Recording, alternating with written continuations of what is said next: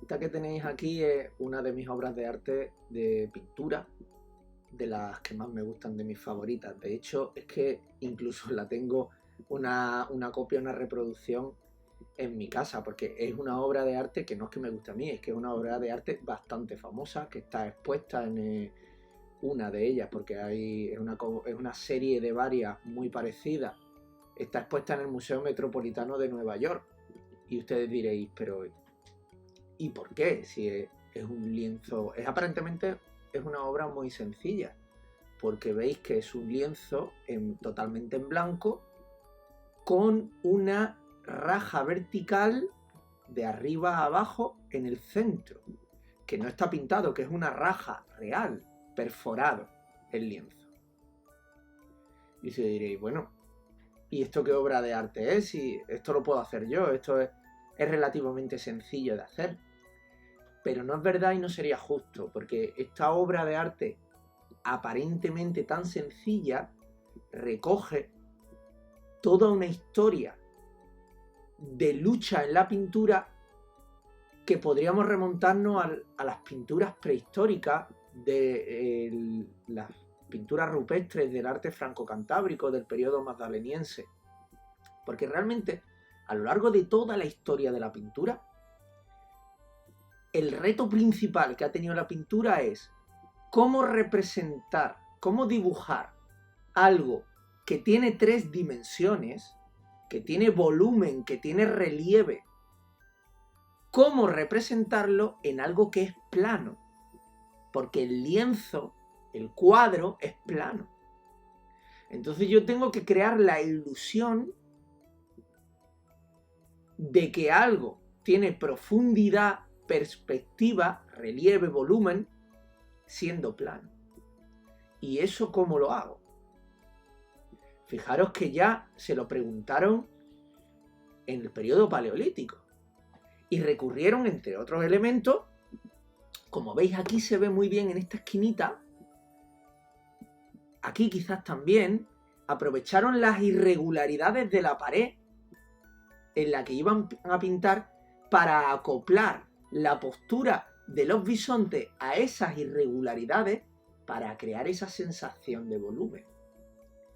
Es un primer intento, pero estamos hablando de hace 40.000 años. Este cuadro tan sencillo es la culminación de un proceso histórico que empezó hace 40.000 años y que ha sido duro. Ha habido momentos en la historia en los que han renunciado directamente a ello. Si veis este mosaico, que es el mosaico de Justiniano, no es una pintura, es un mosaico, pero tiene el mismo problema de cómo hacer que algo que tiene volumen, que yo quiero que parezca que tiene volumen, que lo parezca en algo plano. Pues aquí han renunciado. Aquí veis que han colocado todas las cabezas a la misma altura, lo que se llama isocefalia, y todos los cuerpos se confunden en una banda horizontal, y aquí no hay sensación de delante a atrás, de profundidad ninguna en esta imagen. Sin embargo, en otros momentos sí que se ha luchado por conseguir esa sensación, ya digo, no solo en la pintura, sino en otros géneros artísticos que también han tenido el mismo problema, como el relieve. Aquí tenéis las terceras puertas del baptisterio de Florencia, el edificio donde se bautizaban a los católicos en Florencia, en el periodo inicial del Renacimiento, finales del Gótico, principio del Renacimiento, son las terceras puertas. Pues aquí tenéis un detalle de esa puerta, en bronce. Si os dais cuenta, esta figura aquí de la esquina, veis que el relieve es más gordo, que eso se llama alto relieve. Más gordo digo, por ejemplo, que estas figuras de aquí, que son más aplastaditas, lo que se llamaría un bajorrelieve. Pues esa técnica de hacer que sobresalgan más una figura y la sensación que a nosotros nos da es que están más delante y aplastar más otras figuras para que me dé la sensación de que están más atrás, esa técnica, digo, se llama sciaziato y la puso en práctica por primera vez Ghiberti en estas puertas del Baptisterio de Florencia. Y es otra manera de crear esa sensación de profundidad en una superficie plana. En otros momentos de la historia, por ejemplo Giotto, fijaros lo que ha hecho aquí. Aquí la línea que forma cada montaña se cruza con la cabeza de San Francisco que las interrumpe. Entonces, con ese cruce de líneas interrumpidas, creo esa sensación de que San Francisco está por delante de ese paisaje que está de fondo. Es verdad que es una manera muy burda, muy arcaica, de crear, muy ruda, de crear esa sensación de perspectiva, pero es un primer intento. Giotto la verdad es que lo intentó y en algunos casos con algo de brillantez. Fijaros este fresco que es la muerte de San Francisco, como una cosa que destaca en esta imagen, en esta escena, es que hay un único elemento horizontal, que es el cuerpo muerto de San Francisco. Eso crea un contraste con todas las demás figuras que son verticales, están de pie. Él es el único tumbado. Y al ser el único tumbado, creo un cruce de líneas que me genera la sensación de que estos primeros tres que están arrodillados están por delante, puesto que sus líneas se cruzan con San Francisco y no se interrumpen, las figuras están enteras. Entonces así creo una sensación de un primer plano. Hay un segundo plano, que sería el cuerpo de San Francisco, y luego todavía creo un tercer plano, que serían las figuras cuyas líneas se cruzan y se interrumpen por el cuerpo de San Francisco y me da la sensación de que están por detrás del cadáver. Y entonces crea como una composición en 3 niveles de profundidad.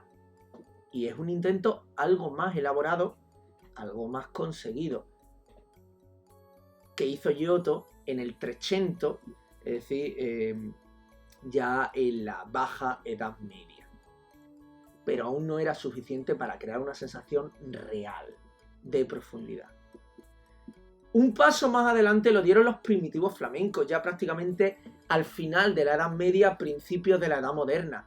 Si os dais cuenta lo que han hecho los hermanos Van Eyck en este retablo, en este detalle de este retablo, lo que han hecho ha sido organizar los elementos que hay pintados, componerlos de tal manera que crean unas líneas imaginarias diagonales que conducen nuestra vista hacia un punto. Al final, que nos da la sensación de estar más hacia el fondo. Pues cuando yo organizo los elementos de tal manera que me crean unas líneas imaginarias que me conducen a un fondo, ese fondo se llama, esa técnica se llama perspectiva lineal, y ese punto del fondo es el punto de fuga. Los hermanos Van Eyck son uno de los que iniciaron esa técnica que ha sido muy usada a lo largo de la historia. Aquí tenemos otro cuadro de uno de los Van Eyck, donde veis cómo todas las líneas conducen a ese punto de fuga y luego en el punto de fuga pues coloco una ventana, un espejo, algún elemento que me ayuda a crear más profundidad todavía. En las Meninas de Velázquez hay ese mismo elemento del espejo. Con eso hemos creado una sensación de profundidad algo mayor, pero todavía no real. Y un paso más se va a conseguir en el Renacimiento, cuando en el periodo del Cinquecento artistas como como Leonardo da Vinci inicialmente, y quizá lo vamos a ver mejor el ejemplo en este cuadro de Rafael, quiero que miréis aquí. ¿Qué está pasando? Que ahí vemos que hay unas montañas, pero están como difuminadas, como borrosas. Pues es que eso es la manera real en el que nuestro ojo percibe la profundidad. Cuanto más lejos están las cosas, más borrosas, más difuminadas la vemos, porque la atmósfera nos la va difuminando. Eso se llama la técnica del esfumato, difuminar el fondo, hacerlo borroso. Y así consigo la perspectiva aérea.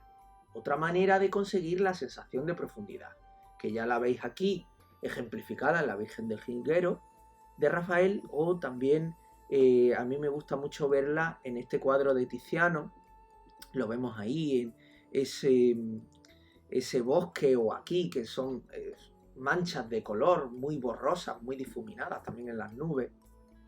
O me encanta verlo también en este, que es otro de mis cuadros favoritos de Luis de Morales. Fijaros cómo aquí realmente no hay un perfil, sino que se va difuminando el hombro de la Virgen hasta desaparecer. No hay un momento brusco de la desaparición, se va difuminando. Está muy conseguido, pero todavía no daba esa sensación de real del todo. Y entonces, en el barroco, Caravaggio fue un artista que avanzó muchísimo. Fijaros que aquí Caravaggio, en este cuadro, ha retomado esa técnica del cruce de líneas que vimos en el Trecento italiano, en Giotto, porque realmente nos ha creado un primer plano, que sería este hombre de espalda, cuya línea se cruza con la mesa, que sería el plano intermedio, donde habría ese bodegón o esa naturaleza muerta. En pintura, un bodegón o una naturaleza muerta es cuando yo coloco una serie de objetos inanimados, objetos, comida y cosas así, las coloco como en exposición. Entonces tenemos un primer plano, un segundo plano, y la mesa me empuja al fondo a otro tercer plano, que serían las tres figuras las otras tres figuras del cuadro. Entonces ahí he cogido esa técnica que vimos en Giotto, de los tres planos mediante el cruce de líneas. Pero además lo he combinado con la técnica del difuminado borroso, y he intentado además que los tres planos no estén tan brutalmente cortados, sino en el plano más del fondo creo unas sombras del plano anterior de esta figura de delante. Y además las figuras veis que mueven sus brazos de tal manera que el brazo de Cristo y el brazo de este otro acompañante de la cena de Maús se alarga hasta llegar al primer plano, y los planos están como en contacto entre ellos. He usado el escorzo para crear profundidad. El escorzo es cuando yo dibujo algo en un cuadro, como esta mano de aquí, algo que en la realidad se estaría saliendo del cuadro hacia afuera, hacia el espectador. Algo que está perpendicular hacia afuera del cuadro. Eso es un escorzo. Y aquí con el escorzo he creado una profundidad no brusca, como en Giotto, sino gradual. De tal manera que los tres planos están en contacto uno entre otros. Hay figuras que llevan la mano de un plano al otro, la sombra de un plano se proyecta en el plano anterior, etcétera, etcétera. Parecería que se ha creado una profundidad más natural, una ilusión de profundidad más natural. Pero a un Picasso le quiso dar una vuelta más. Ustedes habréis visto muchas veces estos cuadros de estilo cubista. Aquí, en estos cuadros de estilo cubista, realmente lo que estamos haciendo es crear, ver a estas personas desde varios puntos de vista a la vez. Porque si vemos la cara de esta mujer, vais a ver que los ojos están de frente y la nariz está vista de perfil, de lado. Y lo mismo va a ir pasando con diferentes partes del cuadro. Estamos viendo a estas mujeres del lado izquierdo, del lado derecho, de frente y de espalda a la vez en cada parte del cuadro. Y así puedo crear una sensación de tridimensionalidad, una sensación de profundidad algo más real. Casi parecería que Picasso ya ha culminado este proceso al crear realmente, al ser capaz de dibujar 3 dimensiones en un cuadro plano, en un cuadro de 2 dimensiones. Pero ya sabéis que no, que quien lo culmina es Fontana. ¿Por qué? Porque Fontana da un paso más. Fontana no crea una ilusión de 3 dimensiones, crea una realidad. Cuando tú ves aquí, cuando tú miras este cuadro, tú no estás viendo una profundidad pintada, tú estás viendo una profundidad real. El cuadro está rajado y tú ves una profundidad, la profundidad de la realidad. ha conseguido meter las 3 dimensiones dentro del cuadro. En ese sentido, Fontana ha dado un salto adelante, porque ha superado el ilusionismo, el voy a aparentar, no, voy a hacer 3 dimensiones reales en un lienzo. Ahora no podréis decir, quiero yo pensar que no podréis decir, pues esto lo hace cualquiera. Cualquiera es capaz de rajar un lienzo con un cuchillo, con un perforador. Cierto, pero cualquiera no es capaz de concebir esa idea. Es verdad que aquí quizá parecería que Fontana también está burlándose un poco, está intentando romper con el arte académico, está intentando pues provocar un poco al espectador, porque también está recogiendo quizá la herencia del dadaísmo, que es una corriente un poco anterior a Fontana, que lo que intenta es provocar y romper con todo en el arte. Incluso intenta romper, como veis aquí en el gran vidrio, pues parece que el arte ya no se tiene que reducir a una escultura o a una pintura en un lienzo. Aquí hay pues otros elementos, cristal, un cristal roto. Incluso en ese afán de provocar, Duchamp llegó a colocar un urinario y lo llamó fuente. Y eso es una obra de arte hoy súper famosa. Oye, cualquiera puede coger un urinario y llamarlo fuente. ¿Cuál es el mérito? Porque mi pregunta es, ¿el arte es el